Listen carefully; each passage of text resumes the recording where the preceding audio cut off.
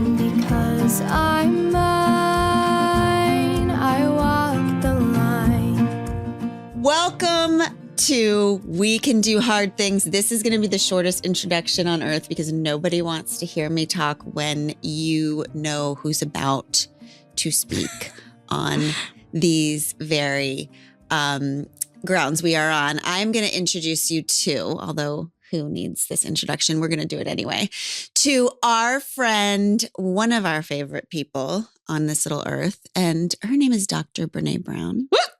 Dr. Brené Brown is a research professor at the University of Houston, where she holds the Huffington Foundation Endowed Chair at the Graduate College of Social Work.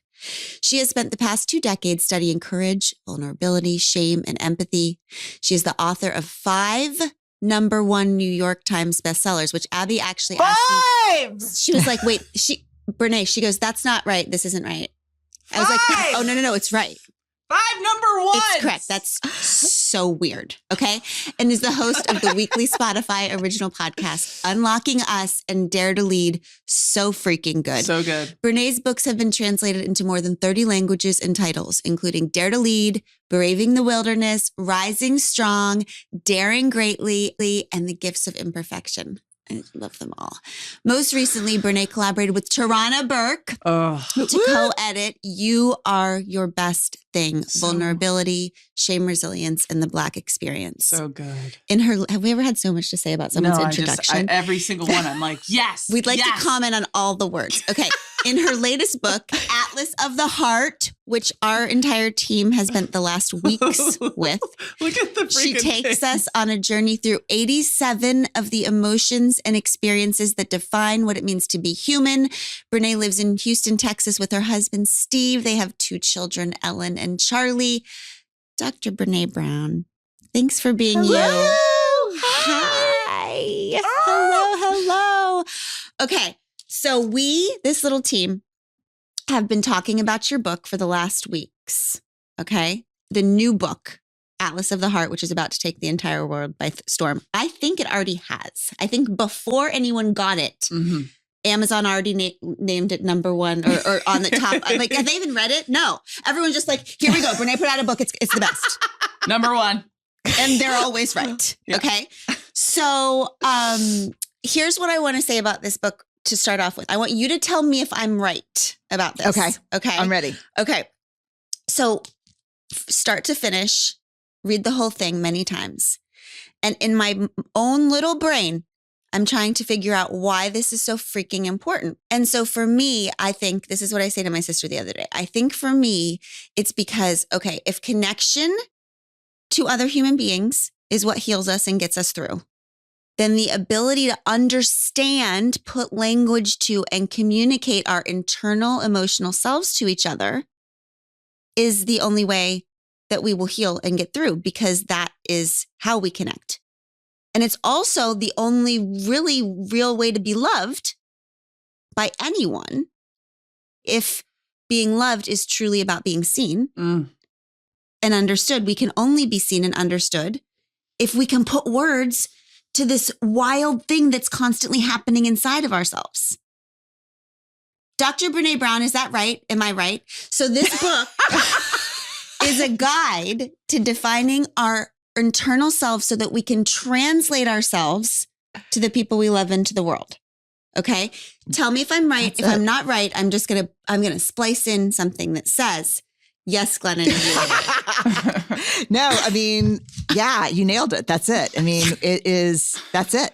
It's like, I didn't know going into this book, first of all, oh God, this book was so freaking hard. It was just, I wasn't sure I was going to make it through this book, to be honest with you. And I think it is everything that you're describing. It is, how do we find our way back to ourselves and to each other? And how do we do it without language, without some kind of understanding of, I love what you said, what this wild thing happening inside of us. Like, we are not, much to my dismay and the dismay of many other people, we are not cognitive thinking beings who on occasion feel. We are emotional beings. It defines who we are. And it was like every now and then when I was writing this, I got to this place where I was like, fuck, what have I gotten myself into? Like, what is happening here? It's like too big, it's too unwieldy. And so, yeah, it's everything you said, Glennon. No splicing necessary. A Look at plus her. on the book report, Glennon. A plus on the book report. Thank you. Thank you. Yeah, Thank That's you. right. Yeah. Sissy, you have had, I can't wait for Brené and Sister to talk about this book because Sister has had so many thoughts and feelings. So I have had 87 emotions about 57 emotions in this one. yeah. You No, matched me. I really feel so grateful to you because you're explaining it so well, but you're also so vulnerable in it at the same time. And I feel like you were sharing some about when growing up in your home was both full of intense love and also intense rage. And Glennon and I had a similar experience when we were growing up. And I really deeply resonated with your description of how kind of the unpredictability of that environment gave you this superpower that enabled you to meticulously read people's emotions. And I feel like that has also served me well as the kind of survival strategy works in the world because you can read people. But the flip side of that is also true that I can't turn off that high monitoring. So I feel like I'm always just like in anticipatory anxiety mode, just like high alert at all times. So when I was reading this, I got to the place where you talk about calm and you say that nothing is more important than getting a grip on your reactivity. My question is about that. It's how do we manage to use the superpower to be tuned in to people's emotions, but also not let it completely hijack our own emotional experience of really everything. Mm-hmm. Ooh, man.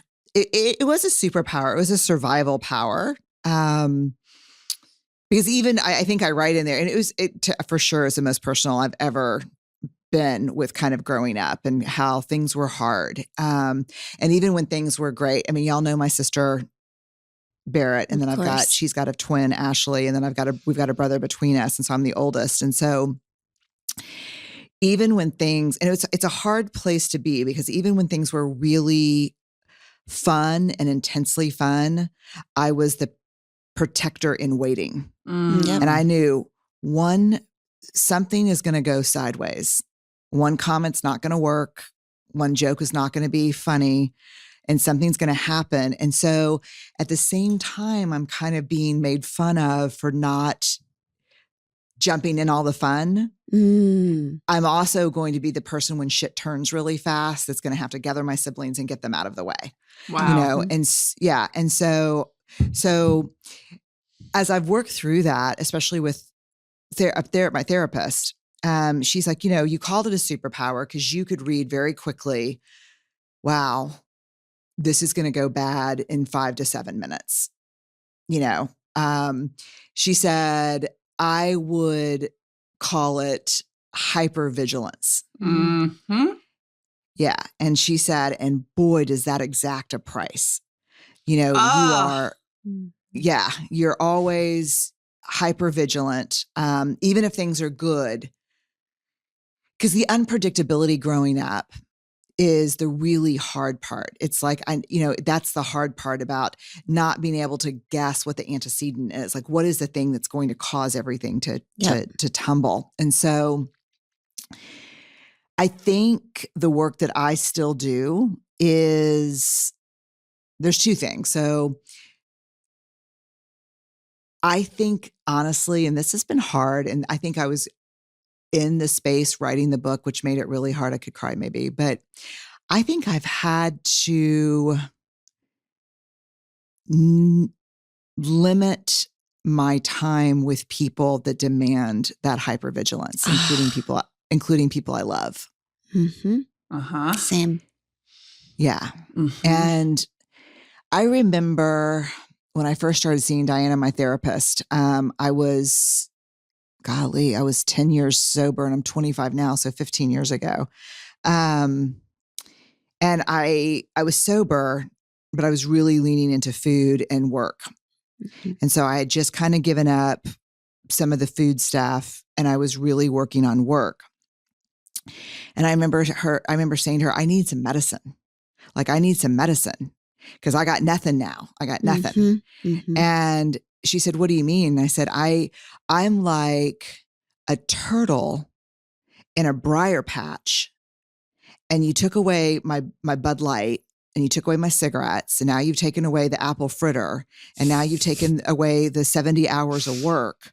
Like I'm a turtle without a shell in a briar Mhm. patch. Everywhere I turn, it hurts. I'm going to need something. And she goes, have you thought about getting out of the fucking briar patch? Oh my gosh. Yes. Yeah. Yes. to Oh my that. gosh. Yeah. And I was like, but is that the world? And she said, Is that the world? it can partly be the world, but it's also your relationships, the family stuff, the worlds you create. And so for me, there was a definition by John Kabat-Zinn that I came across when I was studying overwhelm that really, I think about it every day. He said that overwhelm was the feeling that life is unfolding at a rate that's unmanageable for me and my nervous system. Mm-hmm. And so really what I have found, emotion is body. And so like you, I think how do I be calm, but hypervigilant? Mm-hmm. And I don't think you can be. Mm-mm. I think it becomes a safety issue. I think it just becomes, and it was funny because we had some really hard family shit going on. And it was the first time in my life, because I was writing this book, where I said, I can opt into this, but my nervous system can't take it anymore. I don't have Nice. that. I don't have that anymore. Mm-hmm. It's Well, such do you know what I mean? Like- permission. It's like, it's not always the next strategy or the next, thing to cope. It's creating a life that needs less coping Yeah. from us. Yeah. I mean, because there's shit that we cannot control, Mhm. like the pandemics and white supremacy. And I mean, we can make changes, but we don't have a ton of control over it. But the stuff we can control, I think, where do I feel safe enough to be my best calm self? Mm-hmm. Mm. I love that.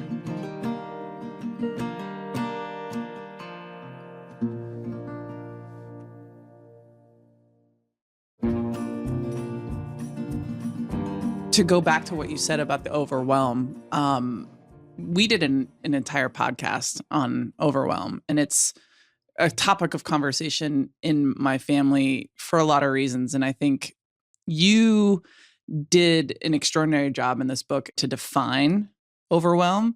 You said, I think that it's so important to me because I don't necessarily get overwhelmed, but I live with people that get overwhelmed.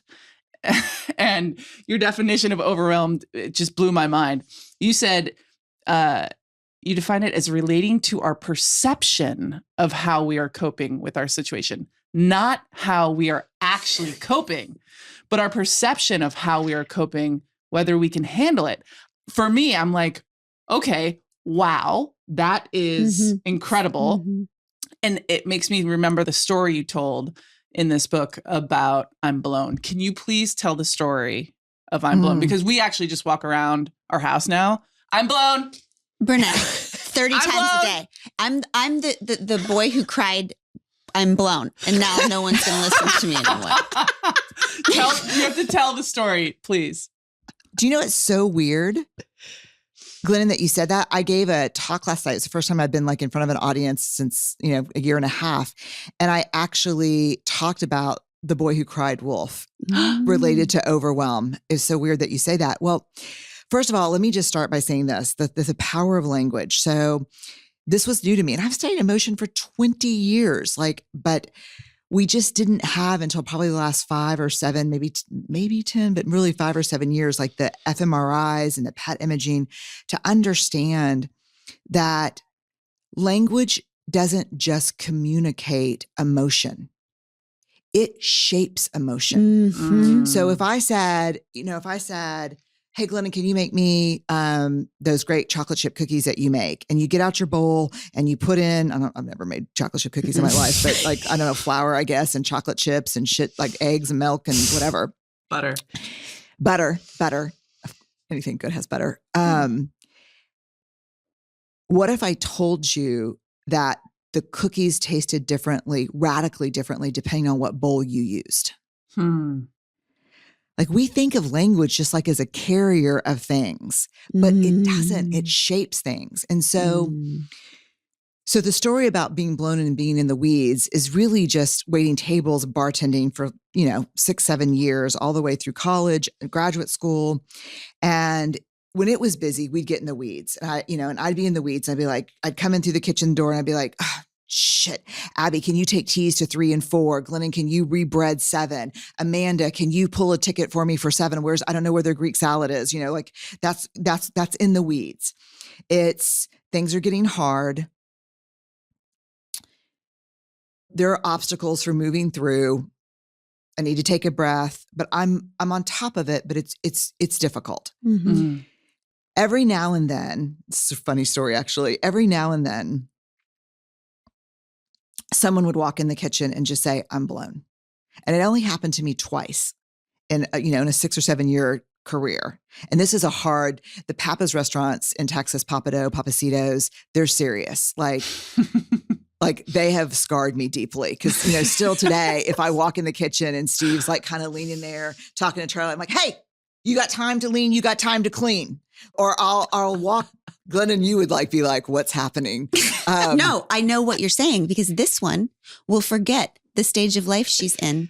And she will turn around to me in an airport and say, hustle, let's hustle. And I'm like, oh, no. This is not the soccer. Yeah.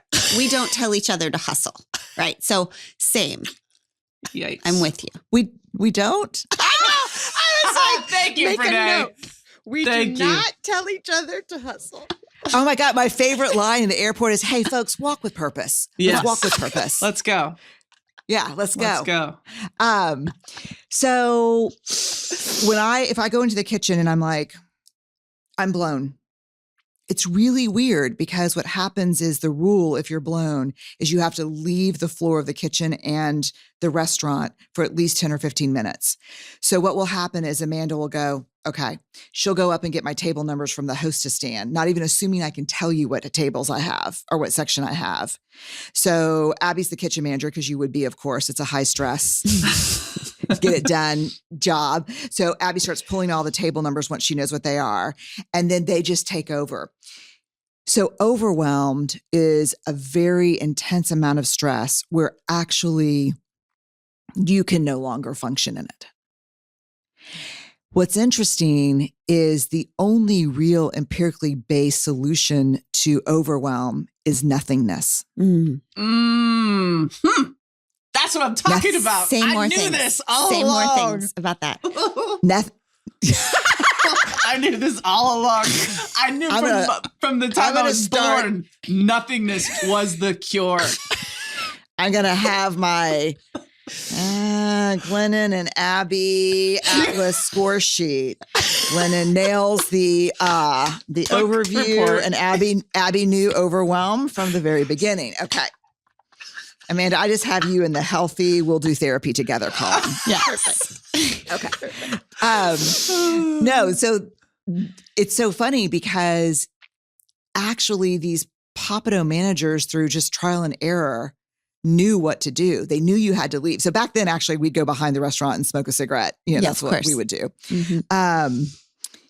But it's nothingness. And so one time when I was overwhelmed, they kind of took over. I went to the cooler for 5 minutes and I went to the back of the restaurant, smoked a cigarette.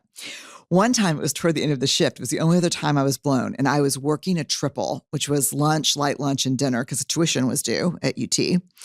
And I walked in the kitchen and they're like, you're, like, move, you're in the way. And I was like, because it's people hustling, carrying big trays. And I was like, I'm blown. And they said, okay, grab her stuff. And they got my stuff and they said, listen, just go home, give us all your money and we'll check you out. The headway will check you out. And I said, okay. So instead of doing nothing, I got in my car. Well, because it was the end of the night, I had already started marrying the Tabascos and ketchups, like putting them together and filling them up. So I'm driving my car. I light a cigarette. I rub my eye. Oh, shit. I get Tabasco in my eye.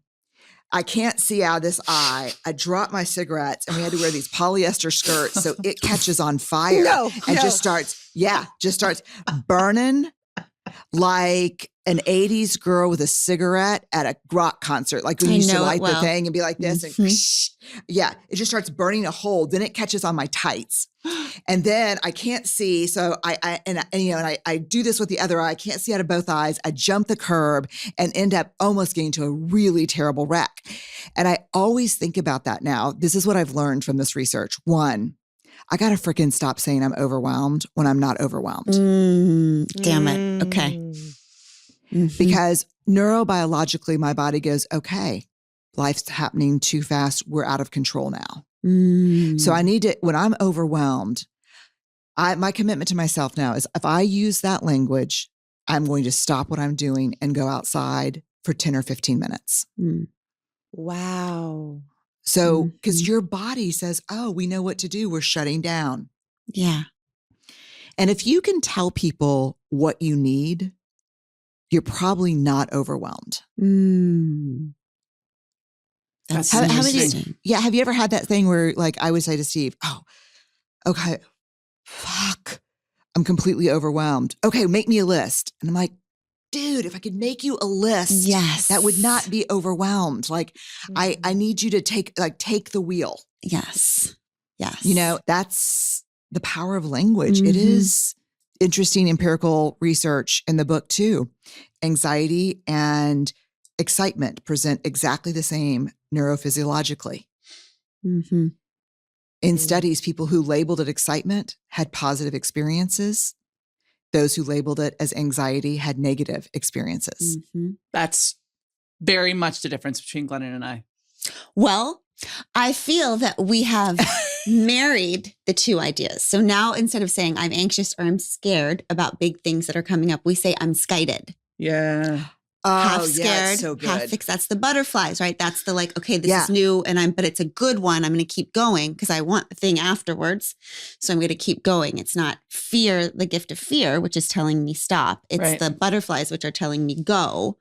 So skited is where we land. I love it. Okay. Let me just stop you here and say, this is a working example of the importance of language. So this German philosopher, Ludwig Wittgenstein, says the limits of my language are the limits of my world. So why did you make up that word? To talk to the kids. Everything is all, it's like, because one of them had to do something new at school. Was it the spelling bee? It was something like that. And she was saying, I'm too scared. I'm too scared. And so we started talking through what that feeling was inside. Did she actually even want to do the spelling bee? Yes.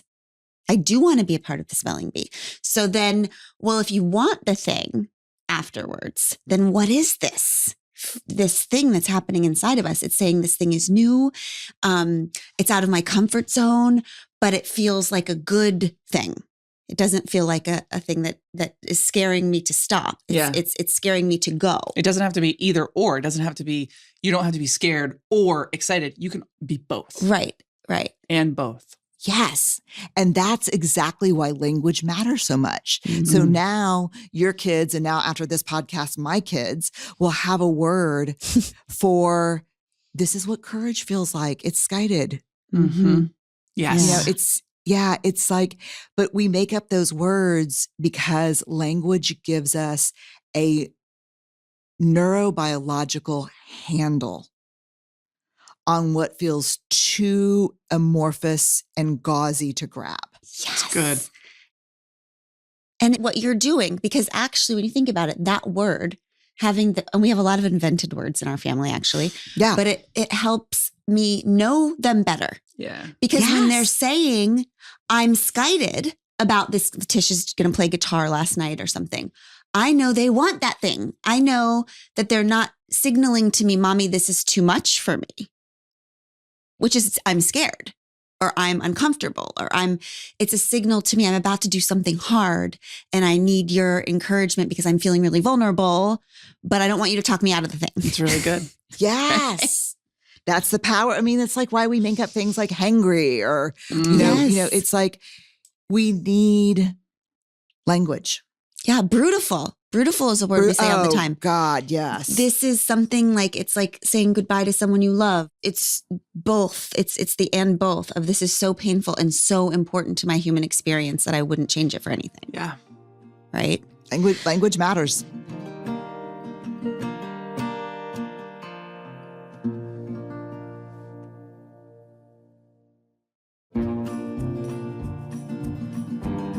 Okay, so I want to talk about this part about belonging, which you're the most brilliant person on earth teaching us about how important belonging is. But in this book, I felt like there was a whole new part for me. So in it, you talk about a time you asked a large group of 8th graders to come up with their experiences of belonging and not belonging. Okay, and I expected, these are 8th graders, the majority of their responses to be about the pressure of middle school peers.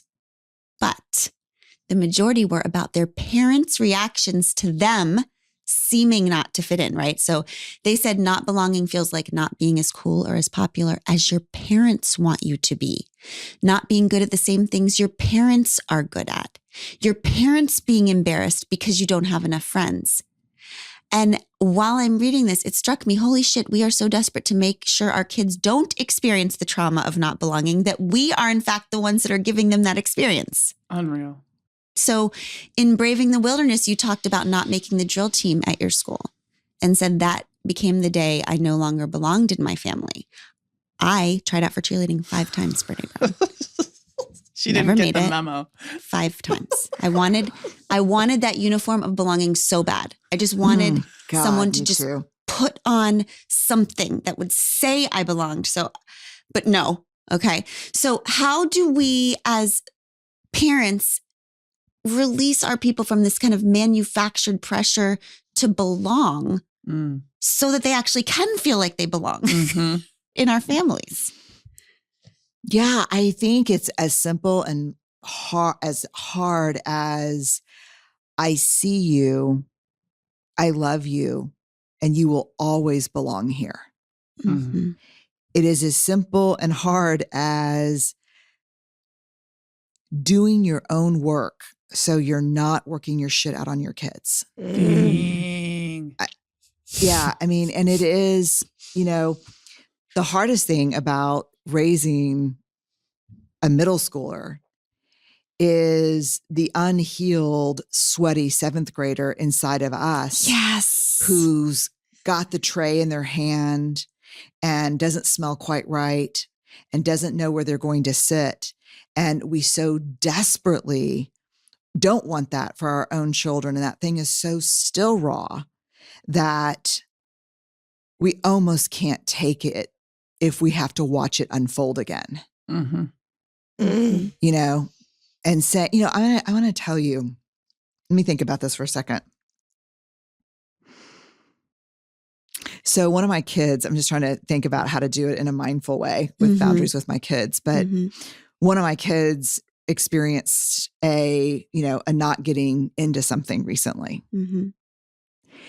And it's very hard. And I was prepping for it because we had to tell them, and I was prepping for it.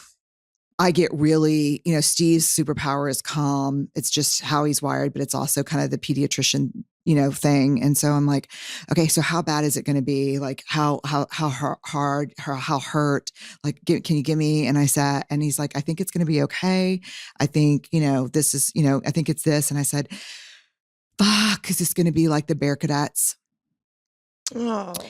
And he said, no, we're not even near Bear Cadet level. And I said, okay. And so then he went upstairs and I was doing something, and he came down like 5 minutes later and he was teary eyed. And I was like, but first I was like, shit, it's going to be like the Bear Cadets. I was like, what's going on? And he said, it will never be like that for our kids because we aren't those parents. Oh my God. You know, and so all I needed in that moment was really for one of my parents to say, fuck that drill team. Yes. Yes. You know what I mean? And God, that sucks. And I had no idea at the time that like, I had no idea of their trauma and their history at the time. I just had like the Grease version in my mind, captain of the football team, head of the drill team, Same. you know, like it was a movie. Mhm. I didn't know like head of the football, you know, captain of the football team to work out rage after his father's death and head of the drill team to overcompensate for an alcoholic mother. And no one was allowed to go to their house because my grandmother was an alcoholic. And back then the only women in AA were bringing coffee to the men in AA, you know? And so I didn't know that part of it. So all I thought, and so when I got in the back of the station wagon, first of all, I went up to the numbers and it was like you wore a number when you tried out. Oh, I'll never forget the song either. I know Boo. my song. Yeah, just boo. And I remember looking, I was number 62 and I was like 58, 60, 64. And I was like, no. And then I remember a girl named Chris, who everyone wanted to be a girl named Chris back then. Because like you wanted a Charlie Angel's name or a boy name. And a girl named Chris runs up and she's like, yes. And then her dad leaped out of his car and ran toward her and grabbed her and twirled in the air with her. Oh, God. And I was like, yeah. Jesus. And I remember just walking back to the car and getting in the back seat. And Ashley and Barrett were in the back of the station wagon. It was me and my brother, my mom, and my dad. And I just cried with my head in my hands. And we just drove off and nothing was ever spoken about it again. Oh, Wow. my. Okay. Yeah. I mean, that reminds me in the book, you say that the center will hold if and only if we can feel the edges. And that, like, I was until this moment thinking about that as like, that's our boundaries with other people. You know, if we have a solid ground under us and we know where we end and when someone else begins, we can love them without shaking our core. But that's with our kids, right? Like only if we can accept our edges are not their edges. They're not their edges. They're not their edges. Yeah. And their edges force us out into really shaky ground sometime. You know, and I remember my therapist saying, you know, I said something about, you know, Ellen was talkative. Ellen would come home from school. You know, she's 22 now. She's in graduate school. She would come home from school and she'd say, okay, this has happened. And then, you know, the drop, you know, and then like an hour later, we'd be at first period. Oh my God, yes. It's a hostage. It's a hostage situation. It's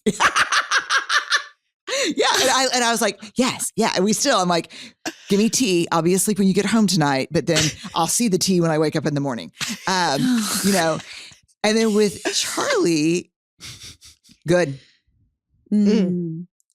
Like, how was it? Good. Fine. And so I tell my therapist, I'm like, this is unacceptable. And she said, say more. And I said, he's not giving me enough information for me to shine. And she said, what do you mean? And I said, I don't have enough information. He's not telling me what I need in order for me to, you know, I have all the words and I have all the relationship information and I have like, I wonder if you're making up a story and I need more. You know, this is not working at all for me. He is underutilizing this resource that is you. Yes. This is Yeah. so good. And I am not able to be my best self with him. obsessed. You know, and she, and We're she was stealing just this like, big time. I'm stealing she this so much. she was We just have like, one that makes me feel that way. Yeah. do you?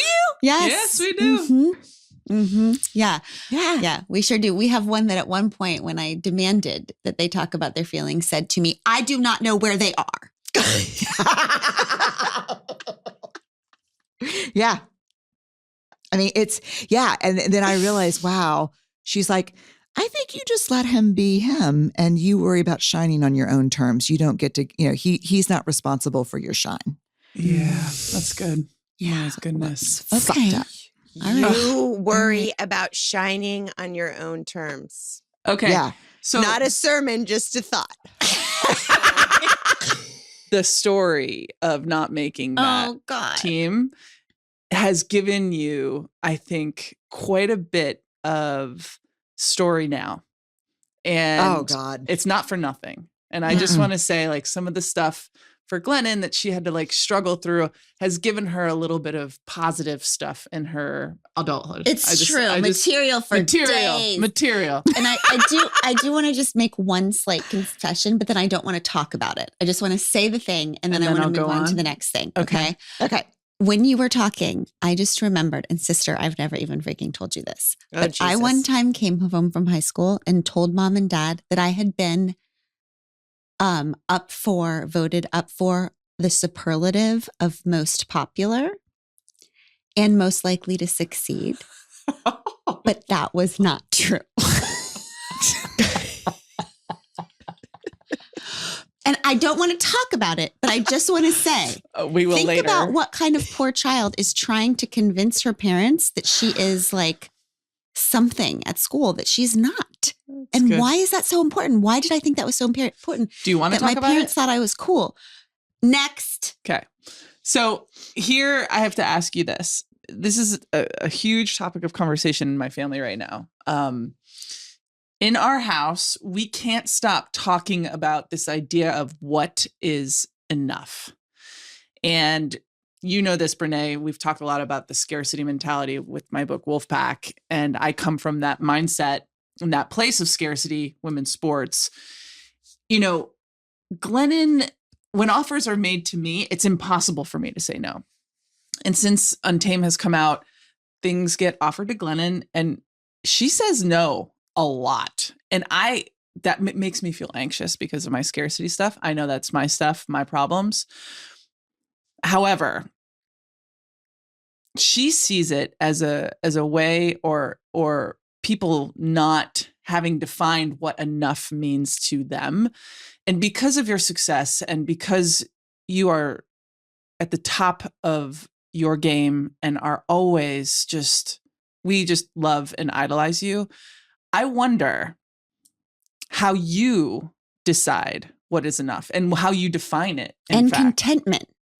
Right, Like that because you part spoke of about it in your book. contentment, which is so freaking good. I mean, how do you just define what you're I just want to show everyone Brené's face right now when you said contentment. That's the face that I feel in my heart when people say, it's fine. It's just like, I'm allergic at every level to what's happening right now. Yes. Yeah, I don't know. Mm-mm. I don't know what's enough. I mean, I only can tell you what's too much with a side dish of rage and resentment. Dang. Good stuff. Yeah, but I really, I can't. Wow. I say no. Like, so first of all, I say no. Like, I interviewed James Clear, who wrote Atomic Habits, and that book is really powerful. And one of his quotes is literally on a sticky note everywhere I walk that says, "We will never rise to the level of our goals. We will fall to the level of our systems." Ooh. Yeah. And so I have systems in place where I don't even see 90% of the stuff I say no to. So I have a system in place that controls my scarcity stuff and my shame stuff and my holy shit, if I say no, they're going to stop asking stuff and my who do you think you are stuff. And so, and I'm really comfortable with that. And I feel good about myself for putting those systems in place. this is not my idea, but I'm working on this right now. And I met with a business coach, and I don't know that he'd be comfortable with me sharing who he is, but I was working with a business coach, and we were talking. He said, you're going to have more opportunities than you've got time, just based on how old you are, in my 50s. And he said, what do you want? And I described kind of what I wanted. And he goes, that's not going to work. And I said, why? And he said, because you want all control and no accountability. Ooh. And I said, well, yes, that's true. That's what I said. That's exactly what I want. But then he said, he gave me this piece of advice that has really been, I'm processing it. I'm in it right now. I don't have any report back to you. He said, your problem, I actually told him, my problem is discernment and fear about what's enough. I have a discernment problem. And he said, I want you to change the way you think about every opportunity into this question. What do you want to be held accountable for? Wow. So now when I get asked to do something, I say to myself, do I want to be held accountable for that? Fuck no. I do not want to be held accountable for that. Do you want to be held accountable for this? Yes. I'll be held accountable for that. And so, and for me, it may be just personalized advice, but, he said, you're a magnet for accountability because of your platform and because I have a lot of visibility. And he said, but I would imagine you were that way when you were 4. Oh, well, think about you with your sisters and brother. You were accountable for the environment, the atmosphere. This has been who you have been since birth, probably. Wow. Yeah. And so the thing for me now is, A, what do I want to be held accountable for? That drives my yes or no. And B, do I want to do it? Is there joy in it? Or do I want to prove I can do it? Okay. Yep. That's good. Yes.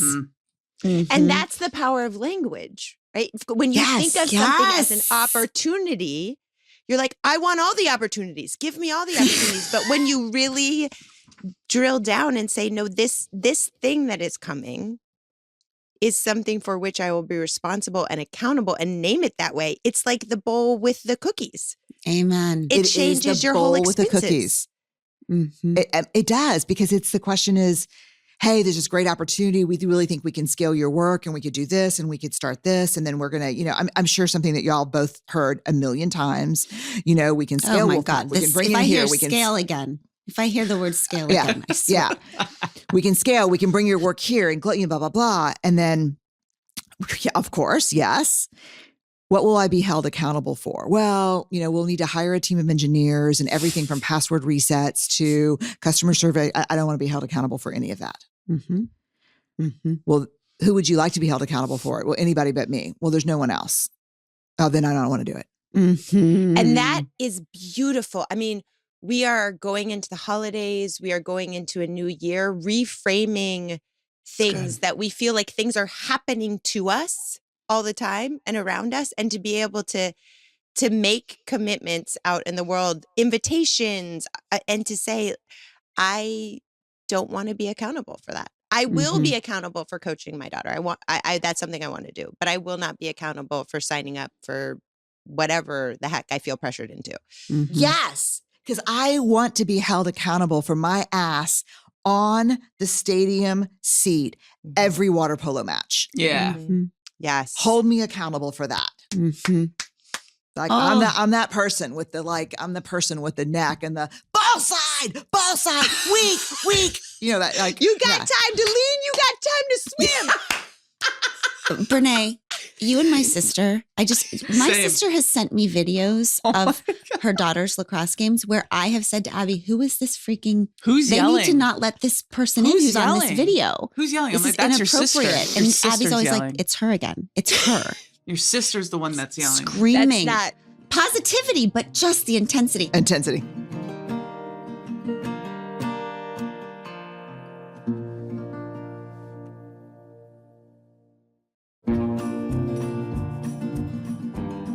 Okay, Dr. Brené Brown, our next right thing is without a doubt going to be to get this incredible book that I feel like could be like a family Bible too. Yeah. Like a family where people sit and go through it with their kids like we are doing with our little ones who are big now, because I think it will help us know each other better and communicate with each other better, which I can't imagine a better thing that you could do that you could be more accountable for in your life than actually giving people the language to strengthen their bonds and understanding of each other. It's so beautiful. And then also, in addition to going to get Atlas of the Heart yesterday, can you give us a next right thing that we can do in terms of our language just right now, this week, to help us be seen and see our people a little bit better? Like if we're tired, if we're just tired and we just want like a little easy thing. A tired, easy thing. When we see someone in struggle, reframe, I'm here to fix, to I'm here to walk with. Yeah. You know, that's so for hard me, it's like when I, this framework for meaningful connection that's in the back, I've been working on it since my dissertation, so 22 years. And I came across this concept of near enemy. It's a Buddhist concept, which, there's the opposite of things, like the opposite of compassion. The far enemy is cruelty. But what we better really watch, and what's more likely to unravel connection every single time, is not the far enemy of the virtue that we're seeking to, show up in. It's the near enemy. So the near enemy of compassion is pity. So to me, it was a really big breakthrough that I believe, and I'm putting forward now, and I think researchers will come back and behind me and test, but I think the near enemy of connection is control. And when I see my kids suffering and they say this happened at school and it was so painful, and I jump in to fix it rather than sitting in the pain with them, I have severed connection for the sake of control. And it's not Machiavellian control, but I'm trying to control hurt. Yes. I'm trying to control my own discomfort, their discomfort, my pain, their pain. And so I would just say the easy thing we can do, it's not easy, but the small thing is when we see someone struggling, especially someone we care about, my job is to be in connection with, not to fix. There you go. You heard it from Dr. Brené Brown. And when we hear it from Dr. Brené Brown, we just effing do it. Just okay? do it. So do it when life gets hard this week. Don't fix it. Just walk with it. Yeah. And we'll see you back here in 2 days with more Dr. Brené Brown. We love you. Bye-bye. I give you Tish Melton and Brandy Carlisle. I walked through fire, I came out the other side. I chased desire, I made sure I got what's mine. And I continue to believe that I'm the one for me. And because I'm mine, I walk the line. 'Cause we're adventurers and heartbreaks on map, a final destination we lack. We've stopped asking directions to places they've never been. And to be loved, we need to be known. We'll finally find our way back home. And through the joy and pain that our lives bring, we can do a hard thing.